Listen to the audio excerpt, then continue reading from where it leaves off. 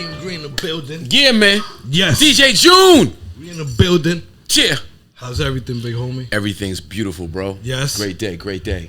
Yeah, thank you for coming out over here. Man, thank you for the invite. Glad to be here. This bro. is Team Jjune podcast, ATRINCHARAOTV as well. Yeah. You know what I mean? That's a show that I'm working with in DR, and they supporting the whole hip hop culture as well. Yeah. You know what I mean? So they tapping into that. You ever been in DR before? Not yet, and it's a shame because my wife is Dominican. I meant to ask you. She's Latina. She's been in DR. Yo, yeah, for sure. Yeah, she grew up there. You haven't been over there? Not yet. She was born here. She spent some early childhood years there, but she hasn't been back since we've been together. But she has been back through her adult life. But I haven't been there yet. No. Yeah, that's what's up. So we're gonna try to make it out there. Yeah, got to. You know what I'm saying? How's everything with you? How's the music? How's the life? Music is great. I'm doing some incredible stuff with a legendary hitman producer, Ron Lawrence. We put out a project called Aubrey, entirely produced by Ron Lawrence. Got 10 joints on there. Features KRS-One, Carl Thomas, Malik Youssef, Freeway, CeeLo Green, G Simone, Dudar Kelly, and Midi Baraka. Yeah, powerful. Powerful. Yeah. Talk about KRS-One. How was that link up with KRS-One? Man, KRS-One is the big bro. He's my mentor. I was a huge fan, 86, 87, 88, from South Bronx all the way up until I met the brother, and then I was a school teacher when I first met him. Okay. And I started an after-school program with some friends. Here in New York or in Jersey? In Jersey. Okay. Yep. So you met him out here? Yeah, I met him out here. I took a group of kids that I was mentoring. We had an after-school program called Act Now, African Children of Tomorrow Now. What school is that? This is Sojourner Truth Middle School. Actually, the after-school program started at East Orange High School for 2 years. Okay. And then I was a junior high school teacher at the Hart Middle School complex. Hart Middle, A, B, and C building? A, B, and C building, but I was in Sojourner Truth Middle School, which was C building. C building, okay. Right, so I had an after-school program called Act Now that I moved from the high school to the junior high school. Okay. And part of the program, we would take these students to go see different lecturers. Okay. College professors, historians, archaeologists, digging into African history, African culture, that whole thing. KRS had Human Education Against Lies. Okay. As a lecture tour. Okay. He put out the album Heal, Human Education Against Lies, and then he did a lecture tour. Okay. So he would bounce around at different colleges. Ramapo College first, William Patterson College, and then Montclair State. He was doing music and he was doing music, but he would do lectures because KRS is just brilliant brother, very knowledgeable. Has his extensive library on so many topics: history, religion, philosophy, so forth and so on. And being plugged into the culture at the time, it was all about knowledge itself. And what song he had peaking at that time that he was doing all of that, and you met him? He had You Must Learn. He had Why Is That? He had what else? When I met him, he was working on Return to the Boom Bap, the album with Premier, Kid Capri, and Showbiz. Okay. So he was working on that album when we met him actually, and then taking these kids to lecturers, getting to meet him. That's how the relationship developed. And then about a year later, I hit him off with a demo. He calls me up like, yo, I'm at D&D Studios. Won't you and Tuffy come through and record some joints? Okay. So we shot over to D&D, and that kind of jumped off the relationship between Channel Live and KRS-One, although we weren't called Channel Live at the time. What was the name of the group? We didn't have a name, but we would go through various names. Raw Seed, the Dreaditors. We had the Dreads. Okay. SOS, some other shit. Okay. The Smugglers. KRS wanted us to call ourselves the Smugglers. Okay. So we were the Smugglers for a little bit. But Channel Live is the name that stuck, and KRS-One gave us that name. So what was it that I'm like, you know what? Let me give him my demo. Instead of me and him connected with the youth. Yeah. Let me tell him about my music. So we were signed to another production company who were primarily focused on R&B. Okay. And they didn't really believe in hip hop like that. They didn't think hip hop was going to turn out to be what it became. And me and Tuffy was dedicated to writing the rhymes. Okay. So when the production company released us, the owner of the company jokingly said, "Well, you KRS-One. Why don't you track him down? Maybe he could do something for you." Oh, nice. You know what I mean? So I tracked him down and hit him off with the demo. Okay. You know, but it still took a while before KRS actually, turned his focus on. They started a management company. He and his wife Simone. Big shout out to G Simone. Okay. Front Page Entertainment. Okay. And building that out, they had Mad Lion, they had Shelly Thunder, and they were looking for other artists. So I had given him the demo tape. Okay. So he reached back around to see if we wanted to get it in, and we got it in. So Madism, knowing that you a teacher, right? Yeah, and you came out with that song, smoking weed. Yeah. Tell me about that. Yeah, well, yeah.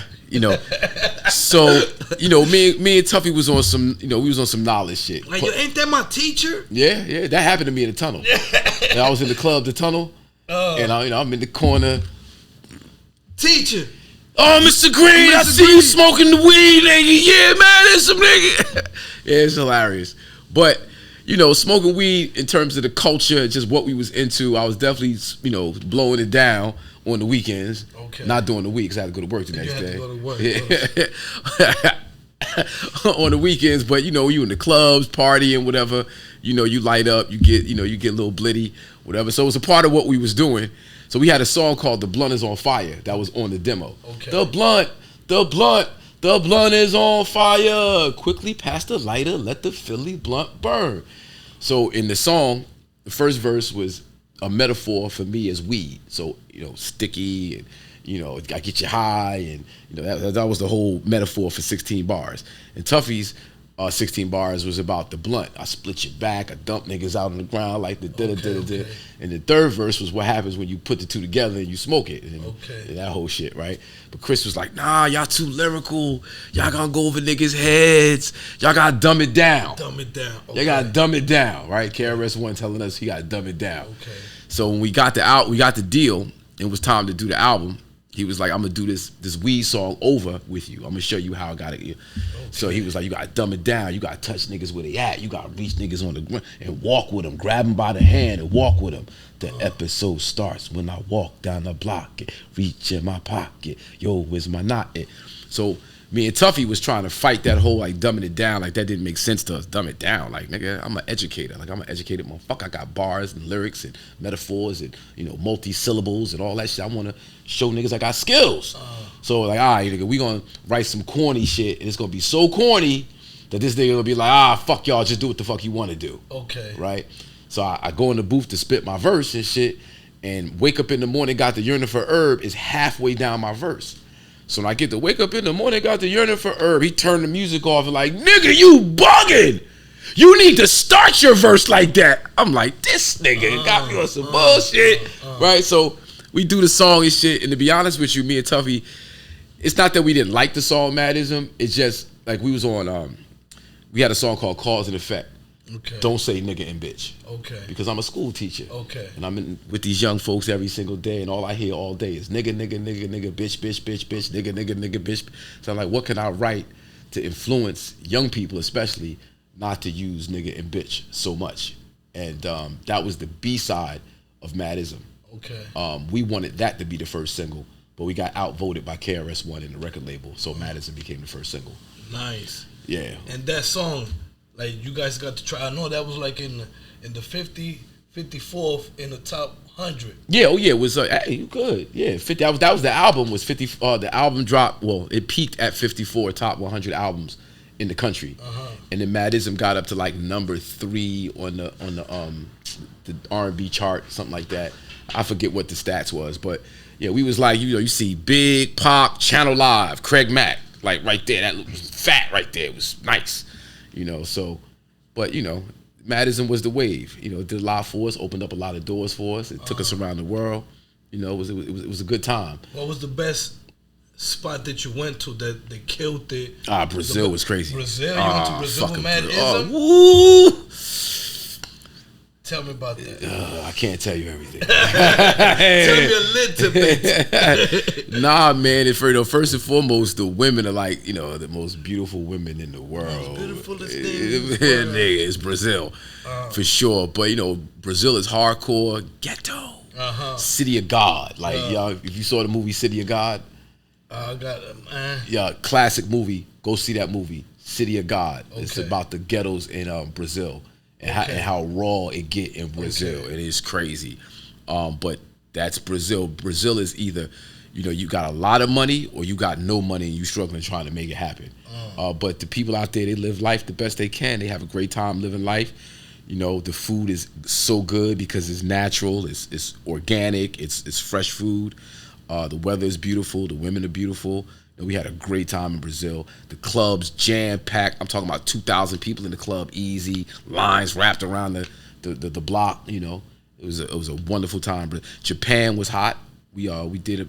Japan. Yeah, wow. Japan was hot. I bet you all these countries, they don't know what you're saying, but they could spit them songs. Word, it's crazy because they don't know the language, but they know the songs and they know the words in the songs, which is like they love our culture. They love, watching us, and I don't want to say imitating in a negative sense because they really do appreciate the culture, but they appreciate hip hop, and it's a beautiful thing. Nice. And until this day, they still play that song. Oh yeah. I mean, it's one of the biggest weed anthems. Yes. Ever, yes. We get that love, we get that respect. So 420, I know you booked heavy. Yeah, well, it could be a little heavier, bank account can never be too full, True. If you're trying to book Hakim Green, Channel Live, get at me. Come on, 420's right around the corner. But yeah. So I launched Madism as a brand. I was gonna ask you that. So, Madism. Do you got your own bud, Madism? Yeah, I actually launched a cannabis line in Detroit, Michigan, a few months ago. Madism, the Madism 3-pack. But I put out a project called Madism Who Want to Smoke, a full-length album celebrating the 25th anniversary of the release of Madism. Okay. With KRS is on there, General Steel, Sadat X, Do It All Tretch, Keith Murray. Who else is on there? Weedem Zoes, Drez from Black Sheep, Carl Thomas. I put that out in 2020. I'm looking to put out another project to celebrate the 30th anniversary. Hopefully drop that on 420 next year. They got the merchandise, Madism. Go to HakimGreen.com/Madism to see what we got popping over there. Yes. And you also did the Latin version to that. Got the Latin version. That's right. Well, thank you. With Thurston Howell III. Yes. And DJ XS, Mad Spanglish. Mad Spanglish. Talking about that, we did something with Rest in Peace Maestro. We did a track, that's right, Maestro. Yep, that's right. Yep, rest in peace to the God. Yes, sir. Have you tapped in more to the Latin culture as well? Well, I'm married to a Dominican. Okay. Yeah. But so music-wise, well, I got the song you just said with Maestro and did the joint with Thurston and DJ XS. I got another joint with Thurston called Poppy's Place on the Madism album. Okay. So definitely, my Latino brothers and sisters, I love to connect with them, and be creative, and this hip hop shit is universal. So, for sure. And my brother DJ Jjune, we've done enough work over the last 10, 15 years. So yeah. This is the first time we sit down and do some interview, right? No. We interview. You had the radio station over on Bloomfield Avenue. I sat with you twice there. Interview with you. Radio? Yeah, that's right. Yeah. Okay. Yep. For sure. Yeah. What you think about the music nowadays? Everything is streaming instead of like CDs, records, and tape and stuff like that. Man, I think it's the bamboozle. They got us. They got us. It's the bamboozle because they figured out how to control the content without us really eating off of the commerce on it. And it's bad. It's a sad day. It's good in the sense that because it allows anybody and everybody to be creative and put their stuff out and be heard. But the monetary value has been diminished, so we're not really able to eat off of our music like we used to. Like the mixtape, bagging up mixtapes out your trunk and putting it out. It's like you have to sell something, and music is not a thing. So it's like when you're selling CDs or you're selling, wax 12 inches, you're selling cassette tapes, you're really selling the cassette, the piece of plastic, and then the music is on it. So the music is selling plastic. Okay. Right. Now you took the plastic away. What are we selling? So we have to be creative and figure out other ways of selling the music, attaching the music to other things like clothing, cannabis, merchandise, you know, and that so we can, you know, eat off of our creativity, you know. And right now it's kind of sad because, you know, it's some great music out there, some great artists out there, but the way to eat and make money off of it is kind of like narrowed down. And then the streaming services are making a bunch of their money. They do backdoor deals with the fucking record labels and the distributors, so they're eating off the shit. So like 3 other people eat before you eat. And, you know, you getting like fractions and fractions of on a penny. You know, like 0.0003. So it's like you got a million streams equals like, you know, $800, $1,000, some bullshit like that. Like that's nothing. As opposed to, you know, you sell 1 million albums at $10 a pop. That's 10 million. You getting $1.50 a record. You know what I mean? That's, it's not adding up. It's not adding up. The math ain't adding up. No, not at all. I think Snoop, you know, he kind of shined the light on that in a good way. He was like one of the first voices to say this shit ain't adding up. You know, but until we figure out how to create something else to attach the music to it, you know, we're gonna be kind of assed out in that sense. Tell me about the music nowadays, like this new generation. What you think about it? I mean, you know, every generation has their thing. Okay. You know, when we came with the hip hop sampling, and, you know, the way we do our, you know, the generations before us was like, they cheating. Okay. They don't really sing. They just talking. Okay. They didn't really understand it because it wasn't for them. It's the same thing now. Like the music that's being made for this generation is for this generation. You know, my opinion on the matter to me is like, you know, it's not really about what my opinion is. Some of it resonates with me. To be honest with you, most of it doesn't. I'm still listening to, you know, 80s, 90s, early 2000s hip hop because that's what my ear is tuned for. But you know, but like there are certain artists, younger artists that come up and they understand what it is, how to kind of create music that speaks to the young crowd and the old crowd. And that's a skill that's, you know, it's a very, you know, as an old head, I wouldn't want to play myself trying to not be who I am. So I like to give people who I am, and people who get it. If you don't, it's all good. You know, it wasn't for you. Would you tap into like drill or other beats, or you keep it? Yeah, I've heard some drill beats that's like fire, and, you know, I would spit some shit over it. I wouldn't necessarily say the same things, or my content wouldn't be the same. Although, like, I got a song on my album called Reckless, on the Aubrey album produced by Ron Lawrence. It's called Reckless, and it's all gun talk. Okay. But I'm giving it to you in a way to encourage you not to live that lifestyle. Okay. So Reckless is about a real person whose name was Reckless. He passed away, got murdered, right? And Reckless, for a hot summer, was hot. He had the block on fire. Everything was on fire. Right, but, you know, life is life. And when you be lifing like that, life snaps back on you. And that's how he got taken out. Living reckless. Reckless was living reckless. And that's what the song Reckless is about. Like, when you're living reckless, you can expect your life to end in a reckless way. So you might want to make, you know, other decisions. And talking any place, anytime, anyone can get it. Bust that gap, pails of water when I wet it. Our old nigga shots like doctors paid on credit. The white good and K kid who wanna catch it. Nigga play gangster, let me see him rep it. Dog want a bone, come fight or fetch it. It's hectic. I caught him heading for the exit. Cat straight pussy hole spots like a leopard. And I'll let you hear the song. Beat fire though, beat hard. Big shout out to Ron Lawrence. Where can they find that song, or what? On the Aubrey album, on all streaming platforms right now. Aubrey album. The song is called Reckless, Reckles, produced by Ron Lawrence, by Hakim Green.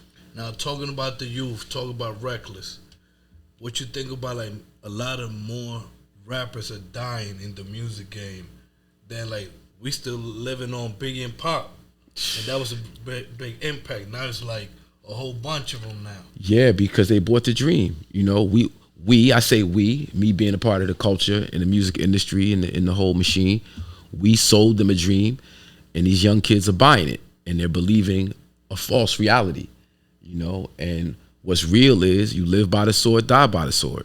You know, that's a lesson that's, you know, an age-old lesson. That lesson is for eternity. And, you know, unfortunately, not enough of us learn that lesson through other people. Like it's smart to learn from your mistakes. It's wise to learn from the mistakes of others. So we got to look at the mistakes that other people make and switch up our shit before we have to learn that same lesson. You know, and it's like, you know, I think more artists should not water down their music or make their music corny. Just, you know, provide the flip side of the message, the learning lesson, the learning part of it. The what do you call it? The cautionary tale. You know, like Biggie, Ready to Die to me was a cautionary tale. As gangster as Ready to Die is, to me, that was a conscious album because he's giving you his experience in the mud in real time, but he's telling you, I don't want to live like this. This suicidal thoughts, right? Mm-hmm. He's telling you, yo, I'm thinking about killing myself. Mm-hmm. The life I'm living foul. I'm doing dirt. I'm treating people fucked up, and it ain't sitting well with me. I need to change. Even the Life After Death album was Biggie saying, I can't be that same person. I have to flip it and take this guy somewhere else. And that's why he did Life After Death. But it was so much negativity that had built up that he couldn't escape it. And we lost Biggie Smalls. You know, bullshit. I'm going to grab that blunt, though. All right.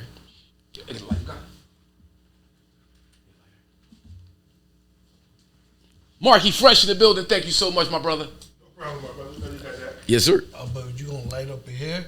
Can I? No. No. Okay. We could take a break and we. No. We'll finish the interview. I'll tap it. I'll tap it after. You know, they just gave me the permission to be up in here. God, yo, we don't want to blow up the spot. Yeah, I got you. I got you. Yeah, let's record it. All right. All right. Oh, yeah. All we do is spark madism. Damn, I will let you. No, don't even worry about it. It's all good. Damn, you threw me off. But yeah, tapping into that. How's your discipline? How not getting into the streets and keeping the music and keeping it positive? How did you keep yourself disciplined and, you know, not just being myself and knowing who I am? Okay. Not being somebody else. Okay. You know, I grew up in East Orange. You know, I grew up Ill-Town. You know, I grew up in the mud, but I'm not the mud. You know, so, you know, I had focus. I knew I wanted to be greater than my surroundings. I ain't better than nobody, but at the same time, ain't nobody better than me. Absolutely. You know, so you just gotta fucking, you know, stay on your path, and, you know, God will bless you. You know, you don't have to be outside of yourself. Be who you are. Know who you are and be that. And over time, you'll see the rewards come to you. That's it. And I see you still keeping that going, where you're doing a movement, the 24 hours of peace. Yeah. Break that down to me, since we're already on that topic. Yeah, man. So, you know, on the other side of the blow up, you know, after the madism, you know, I had the madism, and you had to figure out other things. The first thing I figured out was that I could sell weed because everybody expected me to have it because of the record, right? Okay. But the other thing was finding myself as an educator, as an activist, as somebody who's community oriented. Once I got back into that skin, you know, it was time to apply it. Went back home to Newark, New Jersey, East Orange, Newark. Got with my good friends Amiri Baraka Jr. and Raz Baraka. Okay. Raz was the South Ward councilman of Newark, New Jersey. He was principal at Central High School. I had a program series that I created working with KRS-One, Stop the Violence Movement. I was like, well, let me bring this to Newark and see if it could, you know, catch on. And they saw what it was, and it built from there. The Newark Anti-Violence Coalition is an organization that Raz and others started to kind of combat violence and crime. Whenever, you know, there was a murder or something tragic happened in the community, they would go to that block, lock that block down, and protest the gangbangers, protest the drug dealers, protest the, you know how they say black people always protest black on black crime? I mean, they protest police brutality, but they don't protest black on black crime.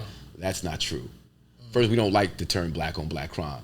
But for 5.5 years straight, every Wednesday, the Newark Anti-Violence Coalition would protest violence in the Newark community. 5.5 years straight, every Wednesday, never missed a week. That's crazy. But sometimes, especially when it gets dark early, September, October, November rolls around, you get stuck in traffic because there's a protest. You got the kids in the car, you trying to go home, you hungry, but you stuck in traffic for 3.5 hours.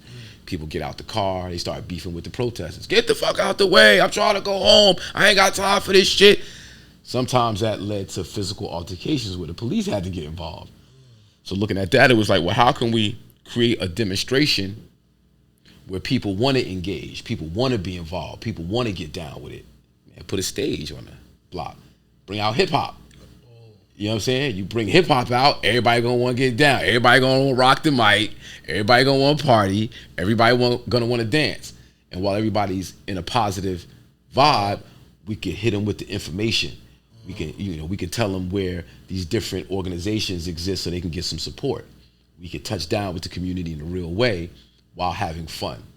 So I went to Amiri Baraka Jr. with the idea. He thought it was a great idea and was like, we got to do it for 24 hours. 24 hours. How's that about? Man, I was like, you bugging, you wildin'. I'm trying to get in, get out, 4 hours, 6 hours, and that's it. So he's like, nah, we got to make a statement hot. We got to do something that's going to mean something. We got to show people you can come out any time of the day and feel safe. Old people, young people could come together and party together and commune together. We got to do it for 24 hours. That's going to make a statement.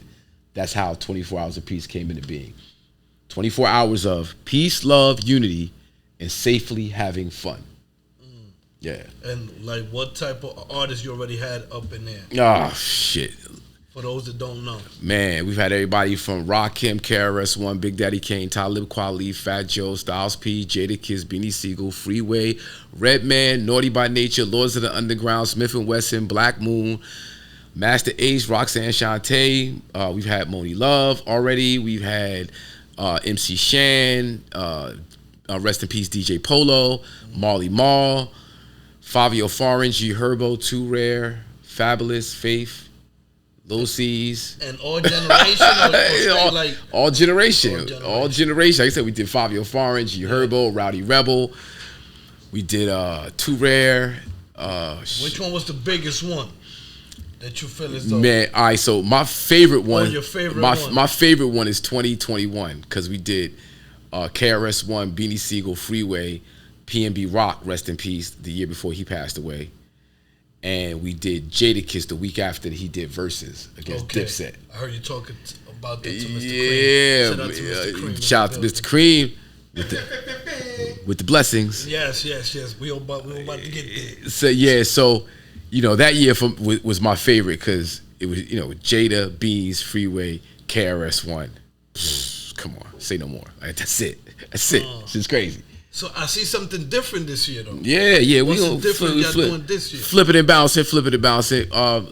Last year, we decided to do an all-women lineup. Okay. All females. Okay. Right. So this year, it's got Roxanne Shante, Rod Digger, of course. Yes. Nikki D, Lady Luck. Sunshine Anderson, Yo-Yo, Moni Love, and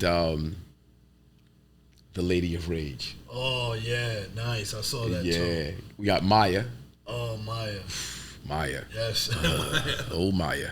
I hope we got some tickets from you, Mr. Cream, backstage. Got you. And then Saturday, we got Asian Doll, Big Biggie and Taseki of the Baddies.